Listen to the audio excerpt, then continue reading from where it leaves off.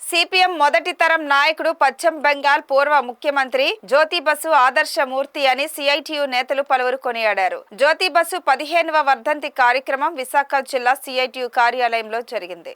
ఈ సందర్భంగా సిఐటియు నేత వై రాజు మాట్లాడుతూ, భారతదేశంలో రైల్వే కార్మికులకు యూనియన్ స్థాపించి వారి సమస్యల పరిష్కారానికి జ్యోతి బసు కృషి చేశారన్నారు. 1977 బెంగాల్ శాసనసభ ఎన్నికల్లో సిపిఎం ఇతర వామపక్ష పార్టీలు విజయం సాధించడంతో జ్యోతి బసు 22 ఏళ్లు ముఖ్యమంత్రిగా పనిచేశారన్నారు. ఈ కార్యక్రమంలో కుమార్, వి కృష్ణారావు, కామేశ్వరరావు, ఎం ప్రదీప్, విఎన్ కుమార్, కె కుమారి, కొండమ్మ, చంద్రమౌళి, ఎం సూర్యుడు, లక్ష్మీపతి, శివ, భారతి, గణేష్, నరసింగరావు, పట్టాభిలు పాల్గొన్నారు.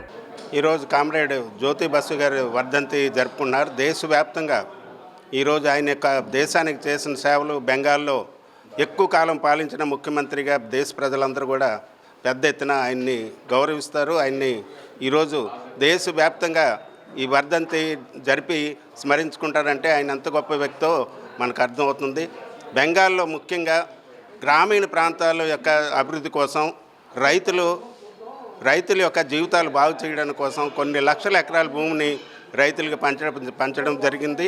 అలాగే గ్రామీణ ప్రాంతాల్లో అన్నిటిలో కూడా పంచాయతీ రాజులు ఏర్పాటు చేసి పంచాయతీల ద్వారాగా అక్కడ లోకల్ ఏవైతే ఇవి ఉన్నాయో, ఆర్గనైజేషన్ ఉన్నాయో, సంఘాలు ఉన్నాయో వాటి ద్వారాగా ప్రజలకి మంచి పాలన అందించే విధంగా ఆయన చేసిన కృషి మనకి తెలుసు.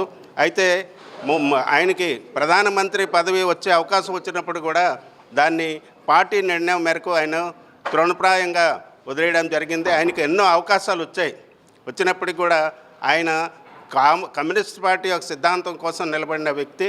అందుకనే అధికారం కోసం కాదు, ఈరోజు పదవి ఇచ్చినా, ప్రధాని పదవి ఇచ్చినా సరే ప్రజలకి న్యాయం చేయలేమన్న ఉద్దేశంతో ఆ రోజు ఆయన ప్రధానమంత్రి పదవిని కూడా ఆయన కాదనేసి ఇచ్చేశారు.